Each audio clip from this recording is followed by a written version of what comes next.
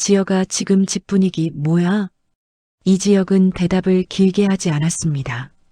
길게 말하면 감정이 먼저 앞질러 가니까요. 뭔가 터지기 직전 같아. 구독과 좋아요를 눌러주시면 더 재밌는 이야기를 들려드릴게요.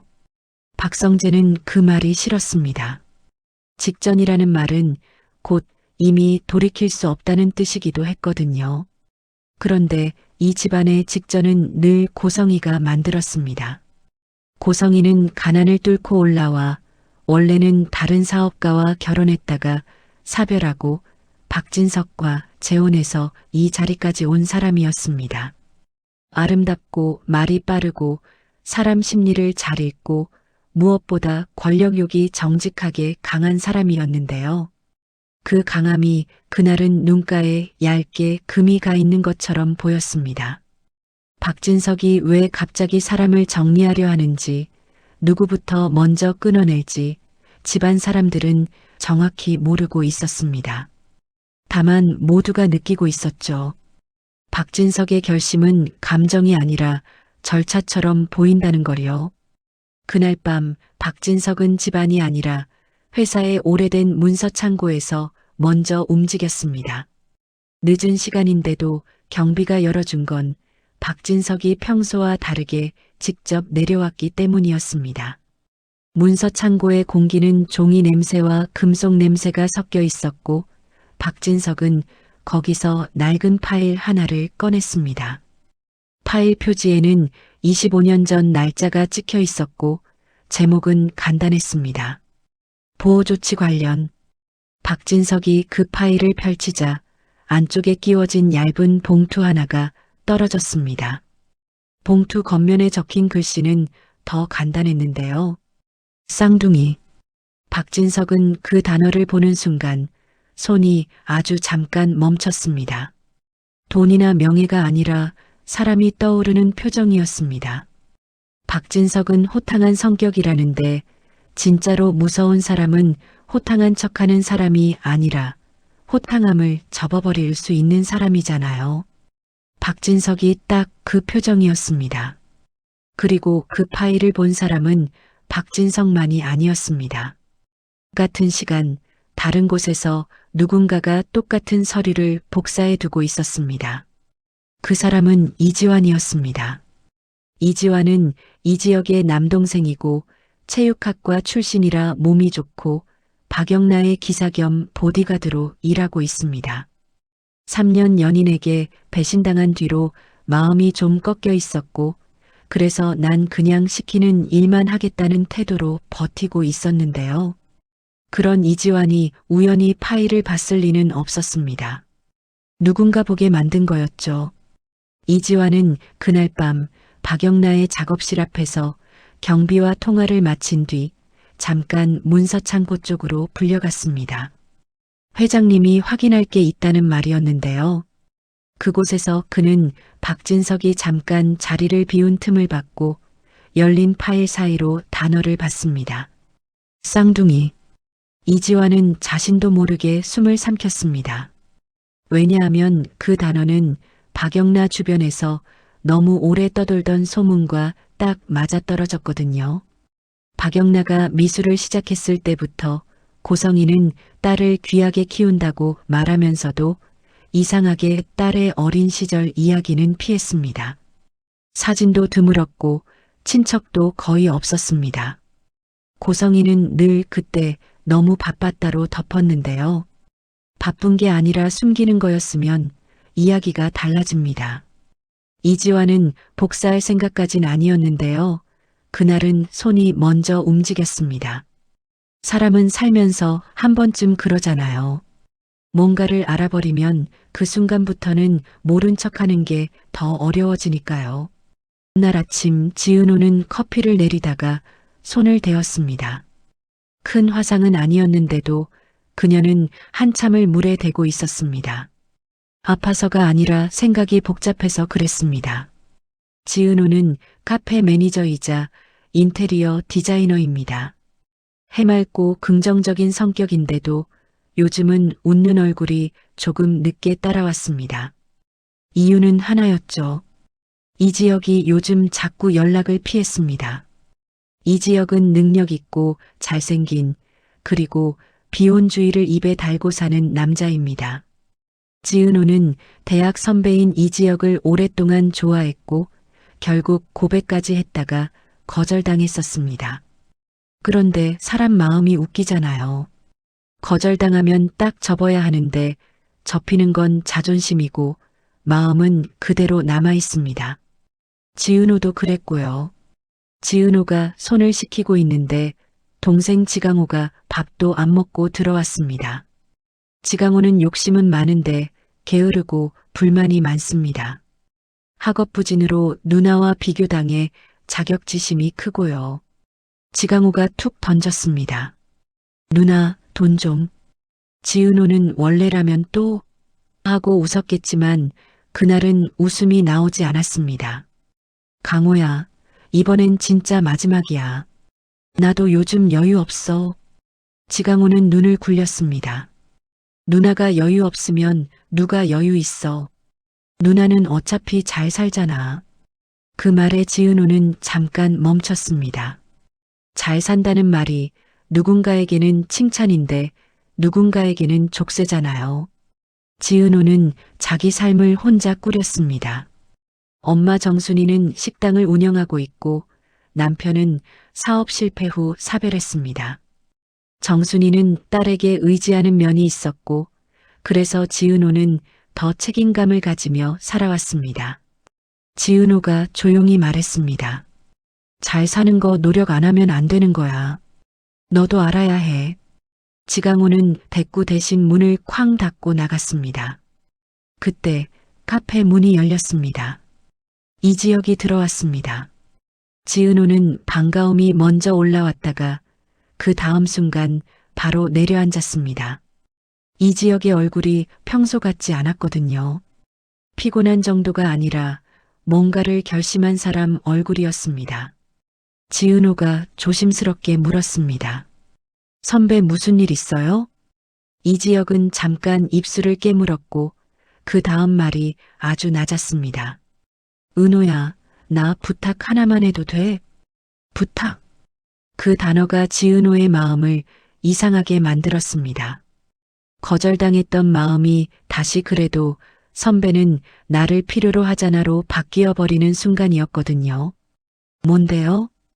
이지혁은 카페 안을 한번 훑었습니다. 사람이 없다는 걸 확인한 뒤 말을 이어갔습니다.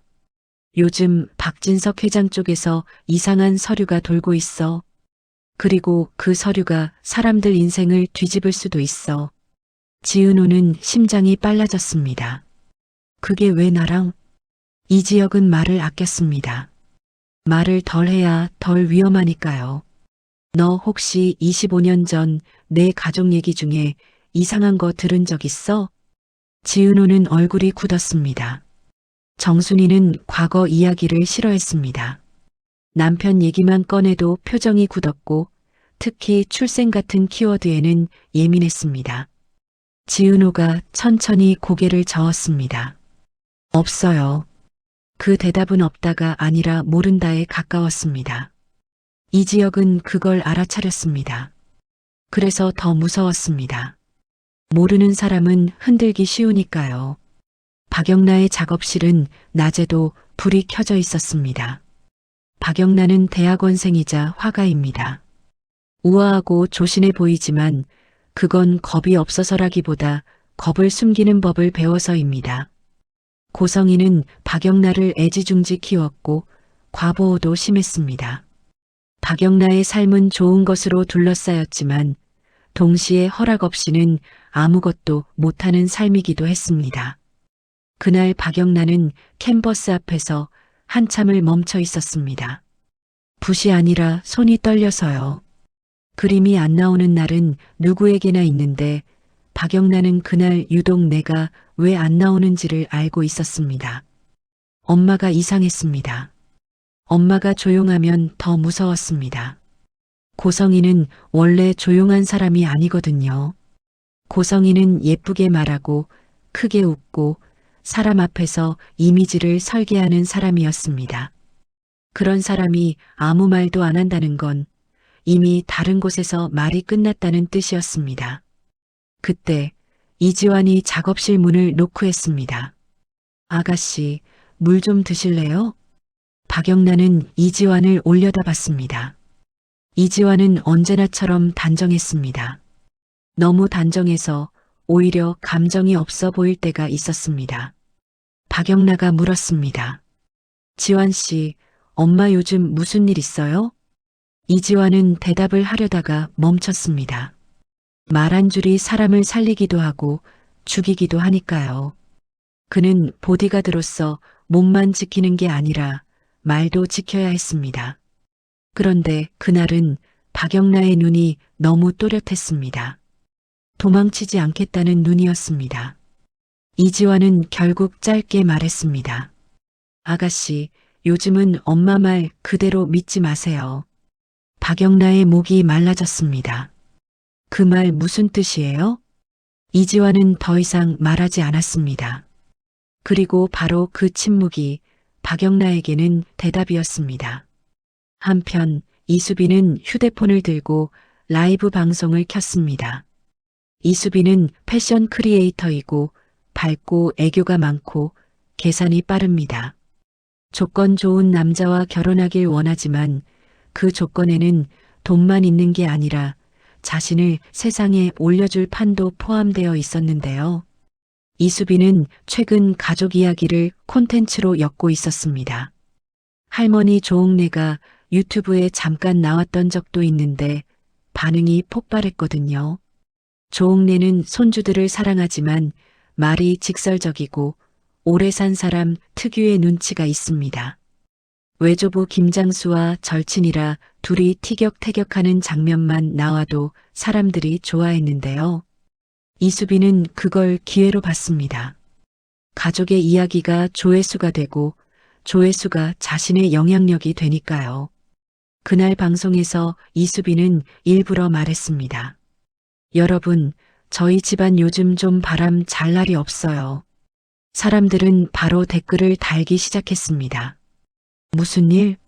썰 풀어줘 드라마야 현실이야? 이수빈은 웃으며 넘겼지만 속으로는 계산하고 있었습니다. 집안이 흔들릴수록 자신이 가져갈 수 있는 것도 늘어난다고 믿었거든요. 그런데 그 순간 이수빈의 휴대폰에 메시지가 하나 들어왔습니다. 발신자 이지혁.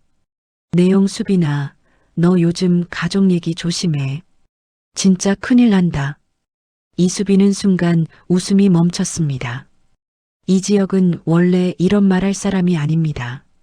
이지혁은 가족을 지키는 방식이 조용히인 사람이니까요. 이수빈이 방송을 급히 끊고 이지혁에게 전화했습니다. 오빠, 뭐가 큰일 나는데? 이지혁은 한숨부터 나왔습니다. 수빈아, 지금 박진석 회장 쪽에서 고성희 이사장님 관련해서 정리 들어갔어. 이수빈은 이사장님이라는 호칭에서 실감이 났습니다. 고성희는 집에서는 엄마이면서도 밖에서는 이사장님으로 불렸습니다. 그게 그 사람의 권력이었고요. 이수빈이 조용히 물었습니다. 정리라니 이용 같은 거? 이지혁은 대답을 아꼈습니다. 그런 단순한 정리 아니야. 사람 자체가 자리에서 잘릴 수도 있어. 이수빈은 입술을 깨물었습니다. 무서운데 동시에 머릿속이 빨라졌습니다. 이런 때 정보는 돈이고 줄이고 무기입니다. 이수빈은 그걸 너무 잘 아는 사람이었죠.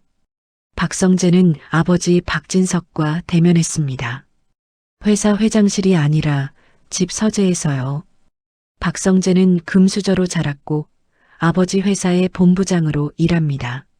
하지만 아버지 앞에서는 여전히 아버지라고 존댓말을 씁니다. 그게 그 집안의 룰입니다. 박성재가 말했습니다. 아버지, 고성희 이사장님 진짜 내치실 겁니까? 박진석은 고개를 들지 않았습니다. 서류를 넘기며 말했습니다. 성재야, 사람은 자리가 아니라 기록으로 산다. 박성재는 그 말이 낯설었습니다.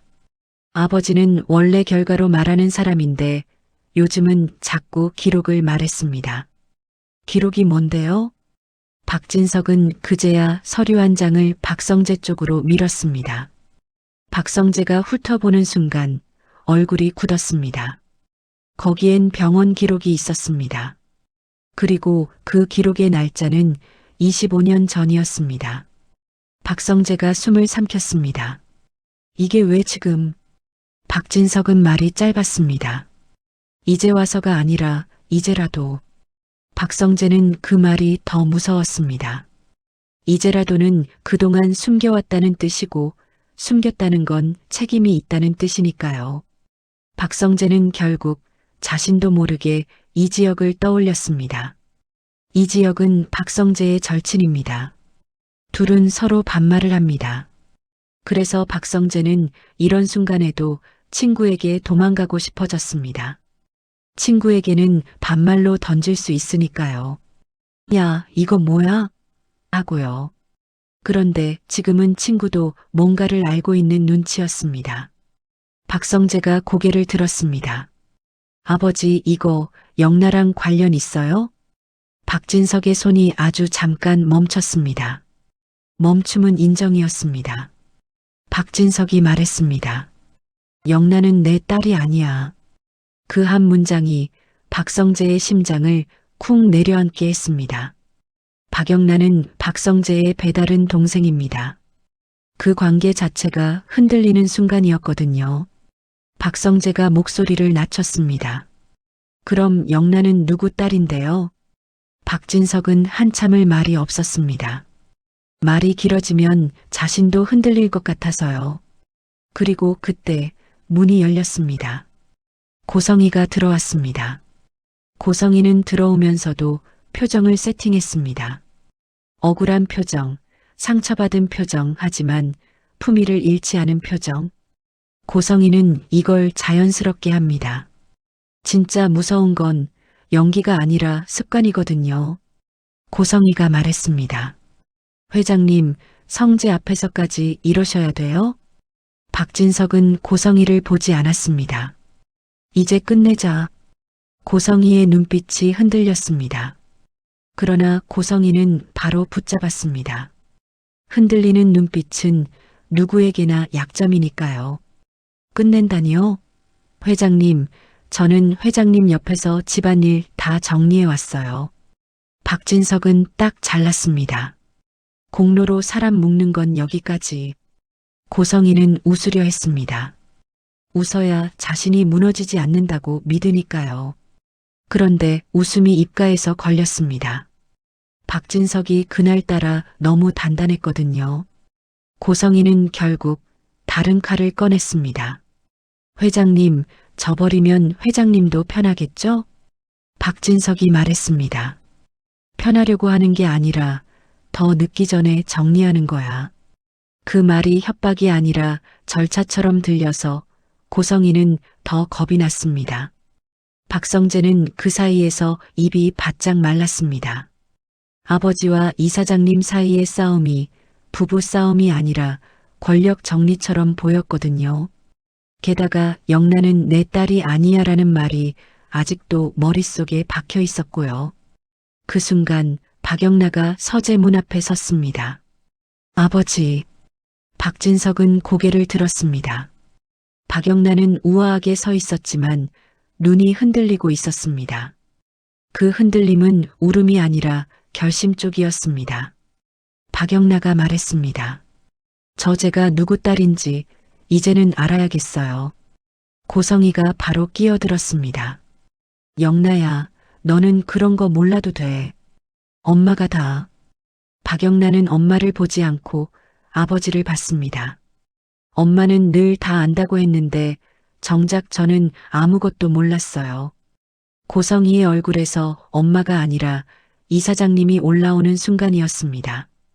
고성이가 딸을 사랑하지 않는 건 아닙니다. 다만 사랑하는 방식이 통제였고 통제는 언제든 폭력으로 변하니까요. 박진석이 짧게 말했습니다. 영나, 너 작업실로 가 있어. 박영란은 물러서지 않았습니다. 아버지, 엄마가 어제 제 결제 기록까지 손댔어요.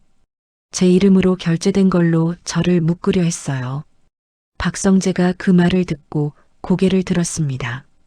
그는 본부장으로 일하며 결제 기록이 얼마나 강력한 증거인지 잘 압니다.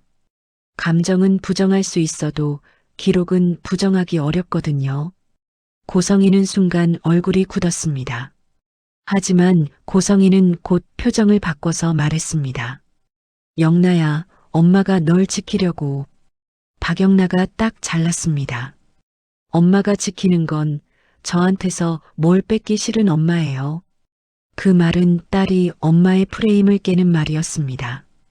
고성이에게는 가장 무서운 순간이었죠. 박진석은 그 순간 결정을 더 빨리 했습니다. 성희, 오늘부로 집에서 나가. 고성희의 목소리가 떨렸습니다.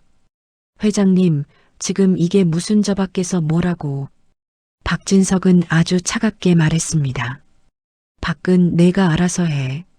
너는 늘 밖으로 사람을 때렸잖아. 고성희는 그 문장에 숨이 턱 막혔습니다. 자기 방식이 들킨 느낌이었거든요. 그날 밤부터 소문은 움직이기 시작했습니다. 누가 처음 뿌렸는지 모를 만큼 빠르게 퍼졌고 이상하게도 소문은 늘 딱 필요한 만큼만 퍼졌습니다. 누군가가 조절하고 있다는 뜻이었죠. 회장댁 이혼설, 이사장님 퇴출, 딸 출생 비밀. 사람들은 단어만 들고 달렸습니다.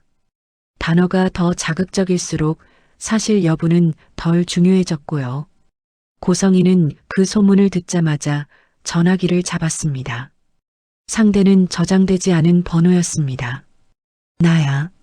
지금 당장 내가 말한 곳으로 와. 고성이는 전화를 끊고 거울을 봤습니다. 화장은 완벽했는데 표정이 무너져 있었습니다. 고성이는 그 무너짐을 다시 끌어올렸습니다.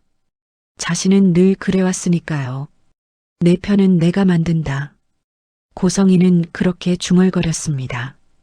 그리고 그 말은 누군가의 인생을 다시 흔들 준비가 됐다는 뜻이기도 했습니다. 이지혁은 그 소문을 들으며 확신했습니다. 박진석이 정리를 시작했고 고성이는 전쟁을 시작할 거라고요. 이지혁은 원래 비혼주의입니다. 사랑이 삶을 망칠 수 있다고 믿었고 그래서 감정을 관리하며 살았습니다. 그런데 요즘은 관리가 안 됐습니다. 지은호가 자꾸 떠올랐거든요. 지은호는 해맑고 책임감 있고 사람을 믿습니다. 이지혁은 그런 사람을 곁에 두면 언젠가 자기가 부서질까봐 겁이 났었습니다. 그래서 고백을 거절했는데요. 그런데 지금은 지은호를 멀리할수록 더 위험해지는 상황이었습니다. 왜냐하면 고성이가 사람부터 자르려고 한다면 가장 약한 고리는 박진석이 아니라 주변이거든요. 주변 사람을 흔들어 핵심을 무너뜨리는 방식. 고성이가 평생 써온 방식이었습니다. 이지혁은 결국 지은호에게 솔직하게 말하기로 했습니다. 다만 전부는 아니고 필요한 만큼만요. 한 번에 다 말하면 지은호가 감당 못할 수도 있으니까요. 이지혁이 지은호에게 말했습니다. 은호야, 나 너한테 미안한데 당분간 내 말 잘 들어줘. 진짜로. 지은호가 웃으려 했습니다. 하지만 이지혁의 얼굴이 너무 진지해서 웃음이 안 나왔습니다. 선배, 왜요? 무슨 일인데요? 이지혁은 숨을 한 번 삼키고 말했습니다. 사람들이 너네 가족 건드릴 수도 있어. 지은호의 눈빛이 흔들렸습니다. 우리 가족이 왜요? 이지혁이 말했습니다. 정순이 어머니가 25년 전 일을 알고 있을 수도 있어. 지은호는 목이 말랐습니다. 엄마는 과거를 말하지 않았고 말하지 않는 것에는 이유가 있었습니다. 지은호가 낮게 물었습니다. 그 25년 전 쌍둥이 얘기예요? 이지혁은 그 단어를 지은호가 스스로 꺼낸 게 충격이었습니다. 지은호가 알고 있지는 않더라도 어딘가에서 스친 기억이 있다는 뜻이니까요. 이지혁이 조용히 말했습니다. 응. 근데 아직 확실한 건 없어. 그래서 더 조심해야 해. 지은호는 고개를 끄덕였는데요. 그 끄덕임은 알겠어요가 아니라 무섭지만 볼게 왜 가까웠습니다. 지은호도 결국 어른이니까요. 박영란은 이지환을 데리고 조옥래를 찾아갔습니다. 이유는 간단했습니다. 오래 산 사람은 숨겨진 이야기의 냄새를 더 빨리 맡습니다. 조옥래는 이 지역의 할머니이고 김장수와 절친입니다. 김장수는 김다정의 아버지고요. 그 둘은 동네에서 쌍둥이 얘기가 나오면 입을 닫는 타입이 아닙니다. 오히려 그때 그 집안하면서 단서를 던지고 많은 사람들이죠. 박영란은 조옥래에게 조심스럽게 물었습니다. 할머니, 25년 전쯤 동네에 큰 소문 났던 일 있었어요? 조옥래는 눈을 가늘게 떴습니다. 왜, 누가 너한테 그런 걸 물어보래? 박영란은 숨을 골랐습니다. 제가 제 이야기를 좀 알아야 할 것 같아서요. 조옥래는 한참을 박영란을 봤습니다. 그리고 김장수를 불렀습니다. 장수야, 너 이거 그때 그거 아니냐? 김장수는 처음엔 시치미를 때려다가 박영란의 표정을 보고 멈췄습니다. 야, 조옥래. 애 앞에서 그런 말 함부로. 조옥래가 딱 잘랐습니다. 함부로는 이미 저쪽에서 하고 있잖아. 그 말에 박영란은 등골이 싸늘해졌습니다. 저쪽이라는 말은 누군가가 이미 움직이고 있다는 뜻이었으니까요. 조옥래가 낮게 말했습니다. 25년 전 큰 병원에서 애들이 사라졌다는 소문이 있었어. 근데 그게 그냥 소문이 아니었지. 박영란의 손끝이 차가워졌습니다. 사라졌다는 게 납치요? 조옥래는 고개를 저었습니다. 납치면 차라리 잡히지. 그건 누가 숨긴 거야. 애를. 김장수가 조옥래를 쳐다봤습니다. 그만해. 조옥래는 김장수의 말에도 멈추지 않았습니다. 영나야, 내 엄마가 누구냐, 이전에 내 엄마가 뭘 했는지를 봐야 해. 박영란은 숨이 막혔습니다. 엄마를 사랑해왔는데 엄마가 자신을 지킨 게 아니라 숨긴 거라면 그 사랑은 뭐가 되나요? 이지환은 그 자리에 서서 처음으로 박영란을 보호 대상이 아니라 사람으로 봤습니다. 약한 사람이 아니라 진실을 감당하려는 사람으로요. 그 사이 지강호는 사고를 쳤습니다. 돈을 구하려고 누군가의 제안을 받았습니다. 그 집안 소문 조금만 더 퍼뜨리면 돈 준다는 제안이었는데요. 지강호는 자격지심이 많고 욕심은 큰데 그 욕심이 늘 빠른 길을 찾게 했습니다. 그래서 그는 누나 지은호를 생각하지 못했습니다. 아니, 생각했지만 괜찮겠지로 덮었습니다. 그리고 바로 그 괜찮겠지가 가족을 무너뜨립니다. 지은호는 어느 날 식당에서 엄마 정순이가 쓰러질 뻔한 걸 봤습니다. 손에 쥐고 있던 휴대폰 화면에는 기사 제목이 떠 있었습니다.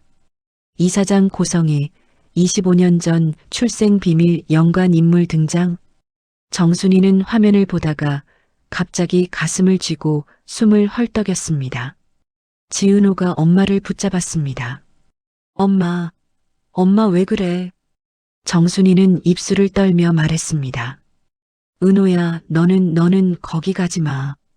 지은호의 눈이 흔들렸습니다. 거기, 어디? 정순이는 눈물을 삼켰습니다. 그 집안 박신에 너랑 엮이면 안 돼. 지은호의 머릿속에 이 지역의 말이 번쩍 지나갔습니다. 25년 전, 쌍둥이, 그리고 지금 터지는 소문. 지은호는 엄마에게 물었습니다. 엄마, 나한테 숨긴 거 있어? 정순이는 대답을 못했습니다. 못한 게 아니라 안 한 겁니다. 말하면 딸을 더 위험하게 만들 것 같아서요. 지은호는 그 침묵에서 확신했습니다. 엄마는 알고 있다. 그리고 누군가가 그걸 끄집어내려 한다. 박진석은 움직였고 고성희는 더 크게 움직였습니다. 고성희는 박진석을 설득하는 대신 박진석 주변 사람들의 평판을 건드리기 시작했습니다. 특히 박영나와 이지환을 엮는 소문을 만들었습니다. 딸과 기사, 작업실, 밤늦은 동행. 사람들은 이런 조합을 좋아하거든요. 사실 여부와 상관없이 입에 올리기 좋으니까요. 그 소문이 퍼지자 박성재는 미칠 것 같았습니다. 박영란은 동생이고 이지환은 동생의 기사입니다. 그런데 사람들은 그걸 관계로 만들었습니다. 이 소문을 누가 만들었는지 박성재는 너무 잘 알았습니다. 고성희. 박성재는 결국 고성희를 찾아갔습니다. 고성희가 머무는 임시 거처의 로비에서요. 고성희는 아직도 이사장님처럼 살고 있었습니다. 자리를 잃어도 태도는 잃지 않는 사람처럼요. 박성재가 말했습니다. 이사장님, 영나 건드리지 마세요. 고성희는 웃었습니다. 성재야, 엄마한테 그게 무슨 말이니? 박성재는 그 엄마라는 단어가 역겨웠습니다. 엄마가 아니라 이사장님의 단어였거든요. 엄마요? 이사장님, 지금 엄마 역할 하세요? 고성희의 눈빛이 차가워졌습니다. 고성희는 아들의 반항을 싫어합니다. 자신이 만든 판에서 벗어나는 걸 싫어하죠. 고성희가 낮게 말했습니다. 성재야, 너 아버지 편 들지 마. 너도 결국 아버지한테 버려질 수 있어. 박성재의 심장이 쿵 내려앉았습니다. 고성희는 지금 감정을 말하는 게 아니라 정보를 말하고 있었습니다. 뭔가를 알고 있다는 표정이었죠. 박성재가 이를 악물었습니다. 뭘 알고 계시는데요? 고성희는 입꼬리를 아주 조금 올렸습니다. 너희 아버지가 금고에서 뭘 숨겼는지 너는 모르지? 박성재는 숨이 막혔습니다. 출생기록. 그 단어가 다시 목을 조였습니다. 고성희가 한 줄을 더 얹었습니다. 성재야, 내가 지키고 싶은 게 가족이면 가족부터 흔들지 말고 밖을 흔들어. 알겠니? 그 말은 조언 같았지만 사실은 고성희의 방식이었습니다. 사람을 지키는 게 아니라 사람을 이용하는 방식. 박성재는 그 순간 깨달았습니다. 고성희는 끝까지 엄마가 아니라 전략으로 움직인다는 거리요. 이 지역은 더 이상 물러설 수 없었습니다. 친구 박성재가 흔들리고 있고 지은호 가족까지 위험해졌고 박영나도 갈 곳이 없고 이지환도 기록에 걸릴 수 있는 위치에 있었습니다. 그리고 이 지역 자신은 어쩌면 이 모든 일의 한가운데로 끌려 들어갈 운명이었습니다. 이 지역은 아버지 이상철에게 전화를 걸었습니다. 이상철은 정년 퇴직한 뒤에도 고지식하고 정직한 가장입니다. 이 지역이 가장 믿는 기준 같은 사람이기도 했습니다. 이 지역이 말했습니다. 아버지, 25년 전 우리 집 근처 병원에서 무슨 일 있었는지 아세요? 이상철은 잠깐 말이 없었습니다. 왜 갑자기 그걸 묻냐? 이 지역은 숨을 삼켰습니다. 그게 사람 목숨이 걸릴 수도 있어서요. 이상철은 한숨을 길게 쉬었습니다. 지혁아, 그때 얘기는 함부로 꺼내지 마라.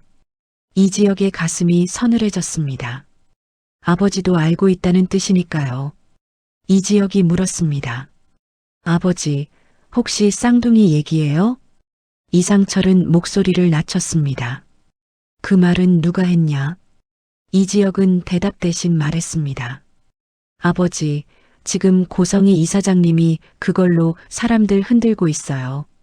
이상철은 그제야 단단하게 말했습니다. 그럼 더 조심해야 한다. 정직하게만 살면 되는 일이 아니다. 그런 사람들은 정직을 이용한다. 이 지역은 아버지의 말이 무서웠습니다. 아버지의 정직이 흔들리는 순간이었거든요. 하지만 동시에 이 지역은 처음으로 확신했습니다. 이번에는 감정이 아니라 판을 읽어야 한다. 며칠 뒤 박진석이 주최하는 자선행사에 주요 인사들이 모였습니다. 고성이는 공식적으로 초대받지 않았지만 나타났습니다. 고성이는 늘 그랬습니다. 초대가 아니라 등장으로 판을 바꾸는 사람입니다. 박영란은 그 행사장에 있지 않으려 했습니다. 하지만 박진석이 말했습니다. 영란아, 너는 도망치지 마. 박영란은 도망치지 않으려 왔습니다. 그리고 그 옆엔 이지환이 있었습니다. 이지환은 말없이 주변을 살폈고 박영란은 그 침묵이 오히려 버팀목이었습니다. 이수빈도 그 행사에 왔습니다. 패션 크리에이터로 초대받았고 그녀는 이걸 기회로 봤습니다. 그런데 이수빈은 카메라를 들고도 계속 손이 떨렸습니다. 오늘은 콘텐츠가 아니라 진짜 싸움이 일어날 것 같았거든요. 박성재는 무대 뒤에서 숨을 골랐습니다. 아버지의 선택이 옳은지, 친구 이지혁의 조언이 맞는지, 자신이 누구 편이어야 하는지 머릿속이 엉망이었습니다. 그때 고성이가 무대 앞쪽으로 들어왔습니다. 사람들은 고성이를 보고 속삭였습니다. 이사장님 오셨네. 아직도 저 자리야? 진짜 나가신 거 아니었어? 고성이는 그 속삭임을 먹고 삽니다. 속삭임이 많을수록 자신의 영향력이 있다는 뜻이니까요. 고성이는 미소를 지었습니다. 그리고 박진석을 향해 천천히 걸었습니다. 박진석이 마이크를 잡고 인사말을 하려던 순간 고성이가 먼저 입을 열었습니다. 큰 소리로요. 회장님, 사람 앞에서 정리하실 건 정리하셔야죠. 행사장의 공기가 딱 굳었습니다. 박진석은 고성이를 바라봤습니다. 그 눈빛은 분노가 아니라 피로였습니다. 오래 참다가 끝내기 직전의 눈빛이요. 박진석이 마이크에 대고 말했습니다. 성희, 여기서 이러지 마. 고성이는 웃었습니다. 여기서가 아니면 어디서요? 회장님은 늘 뒤에서만 정리하시잖아요. 사람들의 시선이 박진석과 고성이 사이로 몰렸습니다. 그때 고성이가 손에 든 서류 봉투를 들어 올렸습니다. 회장님이 숨긴 기록, 제가 갖고 있어요. 박성재의 심장이 내려앉았습니다. 기록이라는 단어가 또 나왔습니다. 이지혁은 무대 뒤에서 이를 악물었습니다. 고성이가 이렇게 공개적으로 던질 줄은 몰랐습니다. 하지만 고성이는 궁지에 몰리면 더 대놓고 칼을 씁니다. 그래야 상대가 당황하고 그 틈에 자신이 빠져나갈 길이 생기니까요. 박진석은 마이크를 내려놓고 고성이에게 다가갔습니다. 그 순간 박영란가 앞으로 나섰습니다. 박영란가 말했습니다. 엄마, 그만해. 고성이가 박영란을 보며 미소를 지었습니다. 영란야, 엄마는 너 지키려고. 박영란은 고개를 저었습니다. 엄마는 엄마를 지키려고 하잖아. 고성이의 얼굴에서 미소가 사라졌습니다. 딸이 사람들 앞에서 엄마의 프레임을 깨버렸거든요. 고성이는 바로 반격했습니다. 영란야, 너 사실. 그때 이지환이 한 발 앞으로 나섰습니다. 이지환은 목소리를 높이지 않았습니다. 높이면 소문이 더 커지니까요. 대신 아주 또렷하게 말했습니다. 이사장님, 여기 CCTV랑 녹음 다 남습니다. 고성이의 눈이 흔들렸습니다. 고성이가 가장 싫어하는 단어가 녹음입니다. 말로 사람을 흔드는 사람에게 기록은 칼이거든요. 그리고 그 칼은 자기 손도 뱁니다. 박진석이 짧게 말했습니다. 성희, 끝내자. 고성이는 그 말에 웃음을 터뜨렸습니다. 웃음은 기쁨이 아니라 더 이상 숨길 말이 없을 때 나오는 웃음이었습니다. 끝. 회장님, 진짜 끝내고 싶으면 진실부터 말하세요. 고성이는 봉투를 찢듯 열었습니다. 그리고 서류 한 장을 꺼내 사람들 앞에 흔들었습니다. 그 서류는 출생 관련 문서였습니다. 거기엔 이름이 가려져 있었는데 날짜와 병원명은 그대로였습니다. 그리고 박영란의 손이 떨렸습니다. 박영란은 그 병원명을 알고 있었습니다. 왜냐하면 정순이의 식당 앞 간판에도 그 병원명이 적혀 있었거든요. 정순이가 예전엔 그 병원 근처에서 장사를 했다는 말 지은호가 종종 했던 말이 스쳐 지나갔습니다. 박영라가 입술을 떨며 말했습니다. 엄마, 왜 우리 이야기에 다른 집 이름이 나와요? 고성이는 그 순간 잠깐 멈췄습니다. 딸이 정답을 향해 가는 걸 느꼈거든요. 그리고 고성이는 바로 결심했습니다. 여기서 밀리면 끝이라고요. 고성이가 아주 낮게 말했습니다. 영라야, 너만큼은 엄마 편이면 좋겠어. 그 말은 애원이었습니다. 고성이가 애원하는 건 드문 일입니다. 애원한다는 건 자신도 진짜로 무섭다는 뜻이니까요. 박영란은 그 애원을 받아주지 않았습니다. 엄마, 저는 제 편 할래요. 그 순간 고성이의 눈빛이 확 바뀌었습니다. 애원이 사라지고 전쟁이 남았습니다. 고성이가 입꼬리를 올렸습니다. 좋아. 그럼 나도 내 편 만들지. 그날 이후 사건은 더 조용해졌습니다. 이상하죠. 한번 터지면 더 시끄러워야 하는데 오히려 조용해질 때가 제일 무섭습니다. 누군가가 물밑에서 더 크게 움직이는 중이라는 뜻이니까요. 정순이는 가게 문을 닫았습니다.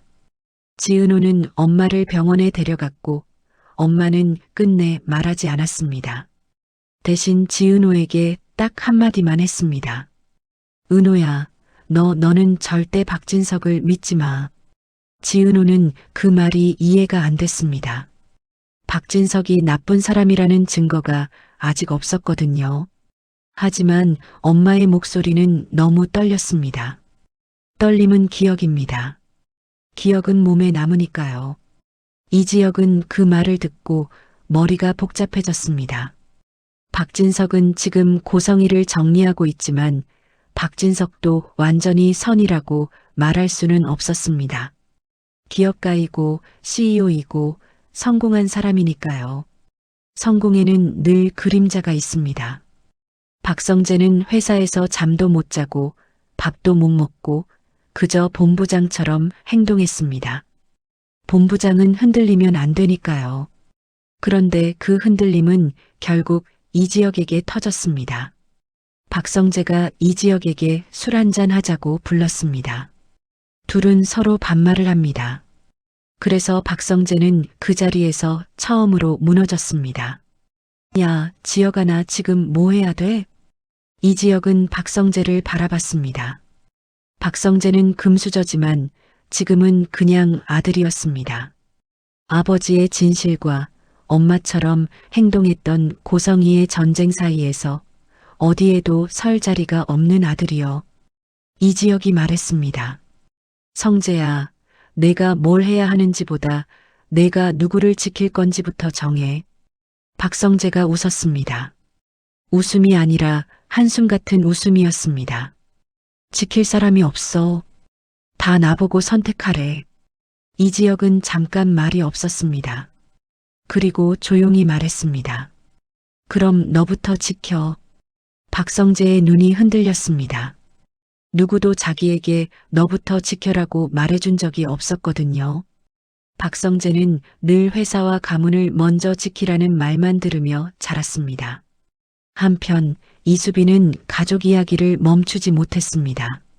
멈추면 자신이 손해라고 느꼈거든요.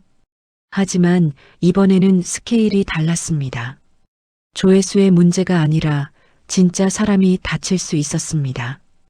이수빈이 조옥래에게 물었습니다. 할머니, 진짜 그때 애가 사라졌어? 조옥래는 이수빈을 한번 보고 이수빈의 휴대폰을 한번 봤습니다. 촬영을 켜두었는지 꺼두었는지 할머니는 그런 걸 귀신같이 압니다. 수빈아, 너 또 찍고 있냐? 이수빈은 멈칫했습니다. 아니야. 조옥래는 코웃음을 쳤습니다. 너는 웃을 때랑 거짓말할 때 눈이 달라. 난 다 봐. 이수빈은 휴대폰을 내려놨습니다. 이번엔 진짜로요. 조옥래가 말했습니다. 그때 애가 사라진 건 맞아. 근데 더 무서운 건 뭔지 아냐? 사람들이 사라졌다고 말하면서도 아무도 끝까지 찾지 않았다는 거야. 이수빈은 등골이 서늘해졌습니다. 왜 안 찾았는데? 조옥래는 짧게 말했습니다. 찾으면 다 같이 무너질 사람들이 있었거든. 그 말은 곧 그 사건이 개인의 비밀이 아니라 권력의 문제였다는 뜻입니다. 그리고 이지화는 결국 선택을 해야 했습니다. 박영란을 지키는 일이 단순한 업무가 아니라 진실로 가는 길이 되어버렸거든요. 어느 밤 박영란은 이지환에게 말했습니다. 지환 씨, 나 사실 무섭거든요. 이지환은 고개를 끄덕였습니다. 무서우시면 더 같이 움직이셔야 합니다. 박영란은 눈물이 날 것 같았지만 울지 않았습니다. 울면 다시 약해질까 봐요. 지환 씨는 나 왜 지켜요? 이지환은 잠깐 생각했습니다. 솔직히 말하면 위험하고 거짓말하면 더 위험했습니다. 그래서 그는 사실을 짧게 말했습니다. 아가씨는 지켜야 할 사람이니까요. 제가 맡은 사람이기도 하고요. 박영란은 그 말이 싫으면서도 좋았습니다. 맡은 사람이라는 말은 거리감이 있는데 그 거리감이 오히려 안전하게 느껴졌거든요. 박영란은 지금 누군가에게 붙잡히면 다시 통제당할까봐 겁이 났습니다. 이지환은 그 밤 혼자 밖으로 나가 누군가에게 전화를 걸었습니다. 수신자는 이지혁이었습니다. 형, 그 파일 내가 봤어. 이지혁은 숨을 삼켰습니다. 어디까지? 이지환이 말했습니다. 쌍둥이, 날짜, 병원, 그리고 누가 숨긴 쪽인지. 이지혁은 손이 떨렸습니다. 이지환이 말한 누가 숨긴 쪽인지라는 말은 이미 범인이 있다는 뜻이니까요. 이지혁이 낮게 말했습니다. 지환아, 너 지금부터 진짜 위험해질 거야. 이지환은 짧게 웃었습니다. 웃음이라기보다 체념이었습니다. 이미 위험했죠. 3년 만난 사람한테도 배신당했는데 이 정도면 익숙해요. 그 말은 농담 같았지만 사실은 이지환의 상처였습니다. 배신당하면 사람은 두 가지로 나뉩니다. 더 사람을 믿거나 더 사람을 안 믿거나. 이지환은 후자 쪽으로 가고 있었는데요. 그런데 박영란을 보면서 다시 믿고 싶어졌습니다. 그래서 더 위험했습니다. 며칠 뒤 박진석은 박성재에게 마지막 정리를 통보했습니다. 고성이의 자리뿐 아니라 그 주변의 재단, 후원, 인맥까지요. 박진석은 한번 정리하면 끝까지 갑니다. 호탕한 사람의 잔인함이죠. 박성재는 아버지에게 물었습니다. 아버지, 왜 이렇게까지 하세요? 박진석은 말이 짧았습니다. 더 늦으면 우리가 진짜로 무너진다. 박성재는 그 우리가 누구인지 알고 싶었습니다. 가족인지 회사인지 아니면 박진석 자신인지요. 그때 박영란가 들어왔습니다. 박영란은 조용히 박진석 앞에 휴대폰을 내려놓았습니다. 아버지, 이거 제가 녹음한 거예요. 박진석의 눈빛이 흔들렸습니다. 뭘? 박영란은 입술을 깨물고 말했습니다. 엄마 아니, 고성희 이사장님이 누군가랑 통화한 내용이에요. 그 애 살아있다고 했어요. 박성재의 심장이 내려앉았습니다. 그 애? 박영란은 고개를 끄덕였습니다. 쌍둥이 중 다른 한 명일 수도 있대요.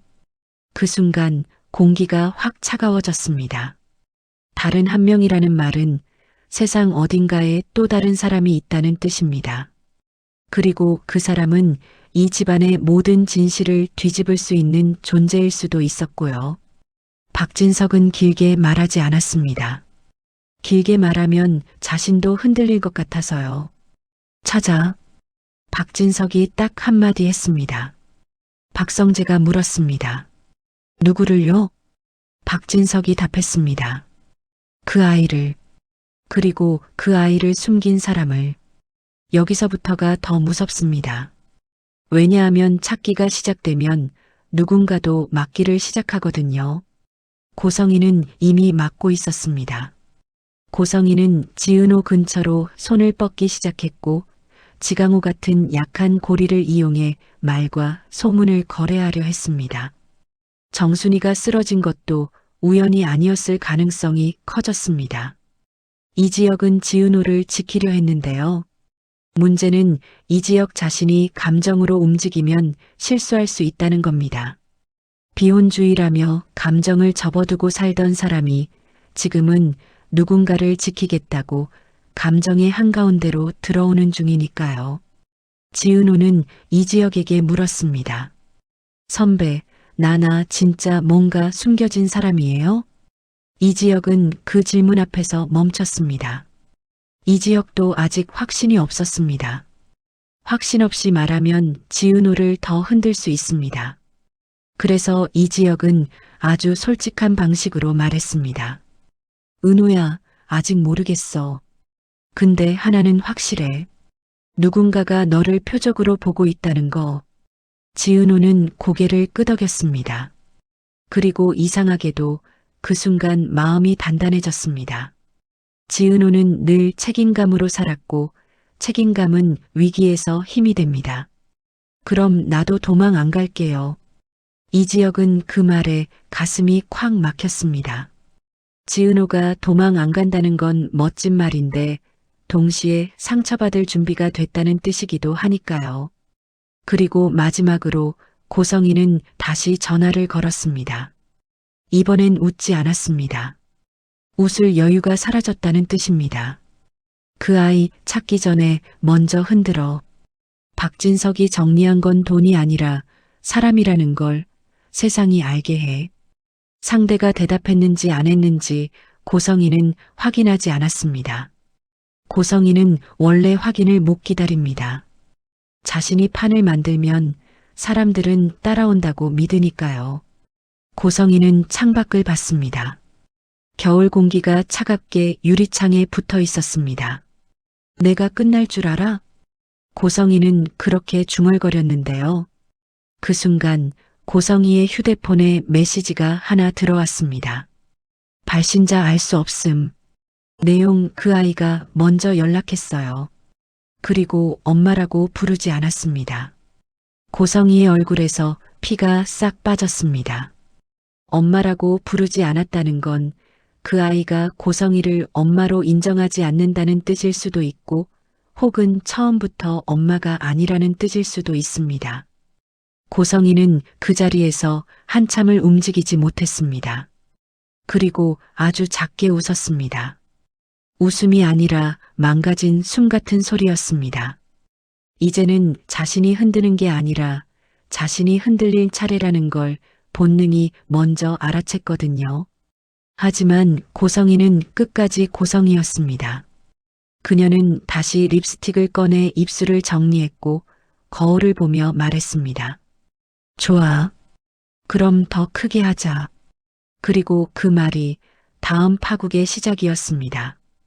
박진석이 찾으려는 다른 한 명은 과연 누구인지, 박영나가 들은 통화의 그 애는 정말 살아있는지, 그리고 지은호와 정순이가 숨기고 있는 25년 전의 진실이 어디까지 이어지는지 아직 아무도 끝까지 말하지 않았습니다. 다만 한 가지는 확실했는데요.